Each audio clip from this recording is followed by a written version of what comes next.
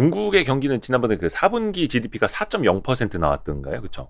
그것도 어떻게 보면은 좀 쇼크 수준이었죠. 2022년에도 전망들은 좀 많이 암울한가요? 중국의 GDP 수치는 지난번에 한 말씀을 드린 저건 고용 지표라고 봐야 돼요. 고용 지표다. GDP는 그래서 네. GDP 1%당 고용 유발 개수가 얼마냐 이게 중요한데 중국은 이제 인민은행이 추정한 걸 보면 자기네 잠재 성장률이 이제 한 5.2에서 5.7 정도. 그래서 대략 중간치 한 5.45 정도가 자기네 잠재 성장률이라고 봐요. 그래서 지난 이제 4분기에 나온 4%대 성장률은 이것은 잠재 성장률 밑이에요. 네. 이것이 지속된다고 하면 이제 대량의 실업이 나올 수 있는 리스크가 있죠. 그래서 중국의 역사를 보면 황하강이 범람을 크게 했을 때 중국의 왕조가 바뀝니다. 그래서 그건 다르게 얘기하면 우리는 이제 한강이 범람을 해도 물 빠지면 뭐 매점 뭐 이제 운동기구가 그대로 남아 있지만 네. 황하강은 물의 그 60~70%가 흙이기 때문에 범람을 해버리면 우리 고수부지가 평평한 운동장이 돼버리는 거죠. 아무것도 안 남아 있습니다. 흙이 올라와서 덮어버리니까. 그렇죠. 그래서 황하강 주변에 살고 있던 사람들이 이것이 완전히 이제 알거지가 됩니다. 그런데 중국의 역사를 보면 황하강 주변에 전체 인구의 60~70%가 모여 살았다 이런 기록이 나와요. 그래서 생각을 해보면 야 거기 강하나에 어떻게 그렇게 살아 그러지만 우리도 한강 수역에 우리나라 전체 인구의 60~70% 모여 삽니다. 네네. 우리 서울 인구 뭐 다 합쳐서 유동인구까지 합치면 2,500 되는데 네. 거기에 인천이 있고 경기도가 있고 강원도가 일부 걸리잖아요. 네. 우리도 한강 수계에 그 정도가 산다고 하면 중국의 그런 표현은 과장이라고 보기는 어려워요. 네. 그런데 문제는 이것이 우리는 팔당댐에서 수문 열어서 고수부지가 잠기더라도 물 빠지면 다시 이제 청소만 하고 할 수 있지만 중국은 아무것도 없어지는 거죠. 그렇게 되면 거기에서 발생한 수십만 수백만의 유민들이 이재민들이 네. 먹을 게 없는 거죠. 아무것도. 네네. 그러다 맨 처음 하는 것이 굶어 죽거나 털다 죽거나 똑같다. 그래서 남쪽에 이제 수재가 나지 않은 부자를 터는 거죠. 그러다가 부자를 털다가 재미를 내면 그 다음부터는 관가를 텁니다. 관가에는 불량미가 있잖아요. 안가. 그렇죠. 그러다가 재미가 나면 야 나라도 한번 털어보자. 그래서 국가를 전복시키는 것이 중국의 황하강의 역사가 만든 중국의 왕조의 변화예요. 그래서 뭐 예를 들면 명나라 같은 경우도 이 주원장이 대표적인 그 거지 황제 출신이죠. 예. 유민 출신 황제인데 그러다 보니까 중국은 이게 사회주의 국가의 특성도 그렇지만 실업률이 가장 중요해요. 고용을 얼마나 하는 것이 이것이 중요한데 중국의 GDP는 철저하게 고용에 맞춰져 있어요. 그래서 중국은 금년에 대학 졸업생이 1,070만 명인가 그래요. 역대 최대로 많이 나옵니다. 그래서 얘들을 어떻게 취업시키냐는 것이 정부의 최대 고민이에요. 그래서 어느 나라든 마찬가지지만 먹물 실업자가 많아지면 나라가 위험해져요. 무슨 실업자요? 먹물 실업자요. 모래 뭐 많이 먹물? 든 사람들이 네. 그 대졸 실업자들이 많아지면 이것이 야, 레볼루션의 정말 옛날 표현 아닙니까? 먹물. 대학물 먹었다 할 때 먹물이라고 그렇습니다. 했던. 예. 정말 오랜만에 듣는 표현이에요. 제가 못 알아들었습니다.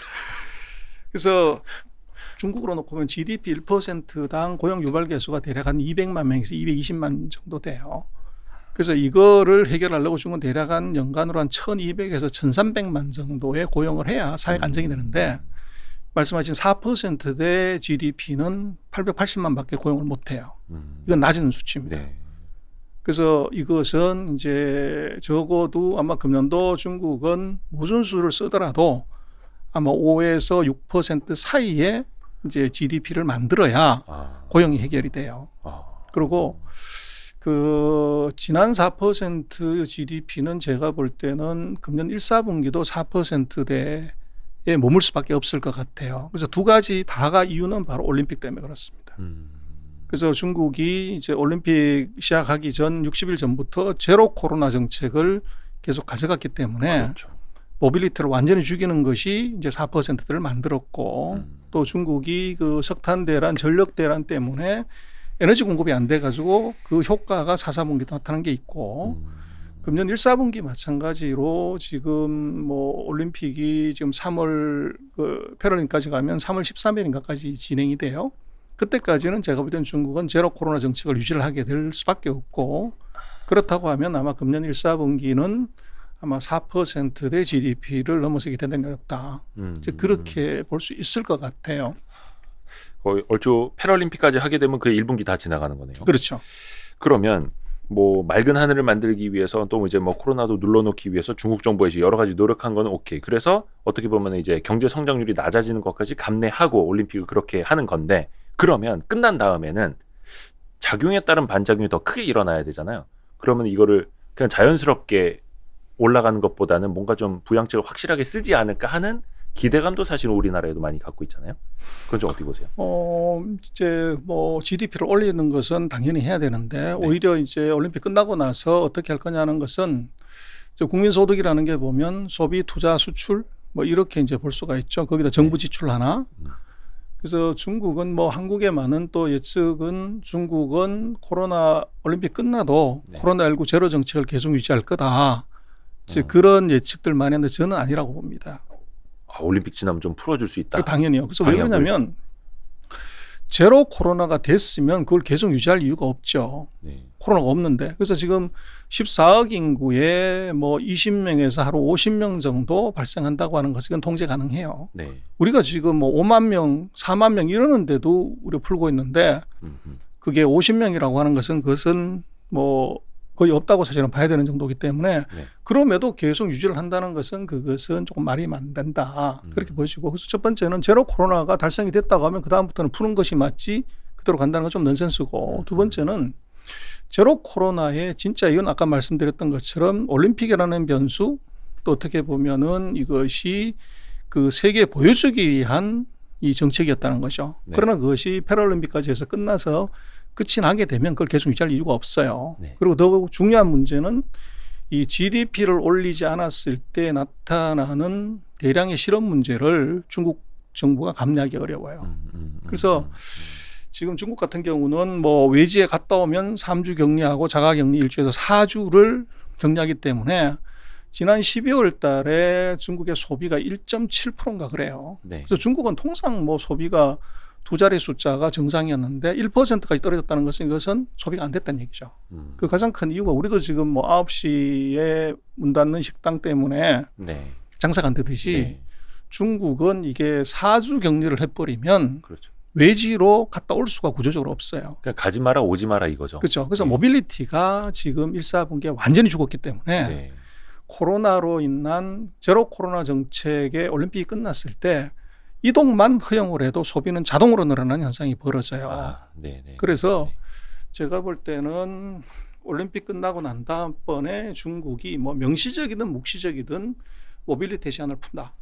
그렇게 되면은 소비는 뭐 튀어오르는 아까 말씀하신 그 자율 반등에 의해서 올라가는 건 해결이 될 거고, 두 번째는 그걸로서는 부족해요. 벌써 그 6개월, 9개월 가까운 소비 침체를 이제 부스팅하는 데는 다른 쪽에서 이제 액션을 해야 되는데 그 두 가지가 바로 투자하고 정부 지출입니다. 그래서 제가 볼 때는 아마 금년 상반기에 중국 정부의 예산이 이거 대대적으로 풀릴 가능성이 높고, 투자도 아까 말씀하셨지만 부동산이나 뭐 이런 것들이 이제 죽었기 때문에 그것을 올리는 방법들이 부동산 규제를 푸는 겁니다. 그래서 일부 중국의 도시에서는 부동산 규제를 슬슬 풀기 시작을 해요. 그리고 아마도 상반기에 가장 주목해야 될 것은 지방 정부들이 SOC 투자를 대대적으로 늘릴 겁니다. 아마 이번 양회를 통해서 뭐 밝혀지겠지만, 그래서 뭐 중국 같은 경우는 이게 뭐 대도시 같은 경우는 SOC가 잘 돼 있어요. 그러나 뭐 지방은 아직 낙후돼 있죠. 거기에 대대적인 SOC를 투자하는 것은 이것은 뭐 지역 발전을 위해서도 의미가 있고, 지금처럼 소비가 민간 소비가 힘을 쓰지 못하는 상황에서 정부가 주도적으로 이제 경기 부양책을 쓰는 데는 이것은 뭐 SOC 투자는 가장 좋은 현상이죠. 그래서 SOC 투자는 그 자체가 철강, 뭐 시멘트, 뭐 IT 여기 수요를 그대로 유발시키기 때문에 이 투자 수요를 자극하는 것, 이제 요것이 아마도 2분기에 그 중국 정책의 SOC 쪽이 가장 큰 네. 어떻게 보면은 중점 정책일 가능성이 높아 보입니다.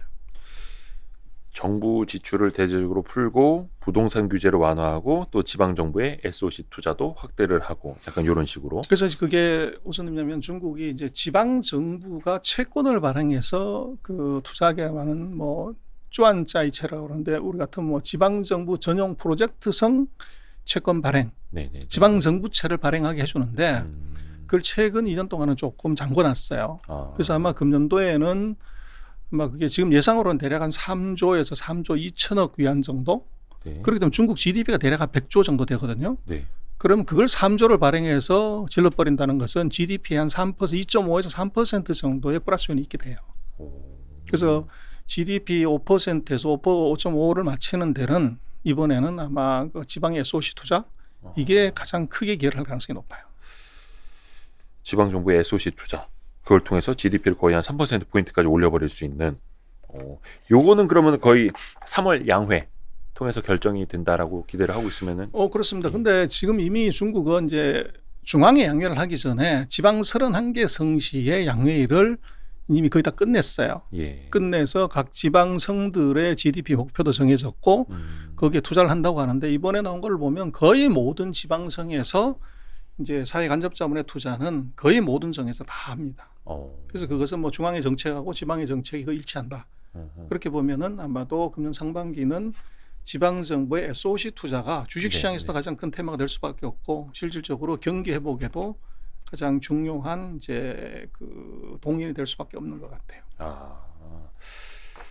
그러니까 사실 지금 우리나라가 미국 쪽으로도 별로 좀 기댈 게 없고 뭐 좀 여러모로 좀 좋지 않은 상황이어서 중국이라도 좀 경기 부양책을 쓰면 우리나라 뭐 증시를 비롯해서 조금 더 좀 활기가 생기지 않을까 이렇게 기대를 하고는 있는데 이게 그 우리가 옛날에 생각하는 로직 있지 않습니까? 중국의 SOC 투자를 확대를 하면 뭐 중장비라든지 뭐 이런 것도 뭐 좋아질 거다.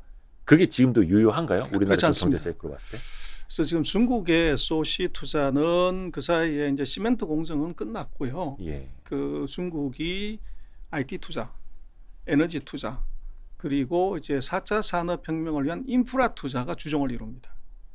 네. 그래서 이제 뭐 4차 산업혁명이 크게 벌어지게 되면 대규모의 전력이 필요하기 때문에 특고압 전력 시스템, 네. 이게 전력 장비들이 이게 엄청나게 투자가 될 수가 있고요. 그다음에 이제 뭐 서버 투자나 인프라 투자를 하게 되면 거기에 들어가는 IT 기기들의 수요가 굉장히 크게 늘 수 있고 그리고 이제 뭐 중국으로 놓고 보면 그 전기차 보급을 늘려야 되는데 네. 배터리도 문제가 되지만 더 문제가 되는 것은 충전소죠. 그래서 소위 말하는 이제 전기차의 인프라 시스템 네. 이것에 대한 수요 굉장히 커지고요. 그리고 중국 같은 경우는 이제 탄소 중립을 뭐 입으로만 얘기를 많이 했다가 네. 작년에 무리하게 그 탄소 중립의 수치를 맞추는데 그것은 탄소를 덜 발생시키려고 하면 중국은 뭐 전체 에너지원의 거의 60% 이상이 이제 석탄이다 보니까 석탄에서 CO2를 줄이면 제일 쉬우니까 석탄 생산 줄여버리고 발전을 줄여버렸던 거죠. 네. 그러나 그것은 이제 어떻게 보면 정책의 해프닝이 만든 이제 사고였고 근본적으로 이것이 CO2를 줄이려고 하면 CO2를 줄이는 환경, 이제 설비, 네. 공정 이것에 대한 투자가 대대적으로 이루어져야 되는 거죠. 네. 그래서 아마 이제 중국의 전략은 지난번처럼 CO2를 줄이려고 석탄이나 전력을 줄이는 것이 아니라 이 탄소 중립을 위한 인프라 투자가 이게 대대적으로 들어갈 가능성이 높아요. 그게 이제 4차 산업 인프라 뭐 이렇게 설명을 그렇습니다. 해주신 거고요. 그게 이제 전기차 충전소가 될 수도 있고 서버 인프라 IT 기기가 될 수도 있는 거고 또 전력 장비도 거기에 같이 이제 포함이 되고 있는 거고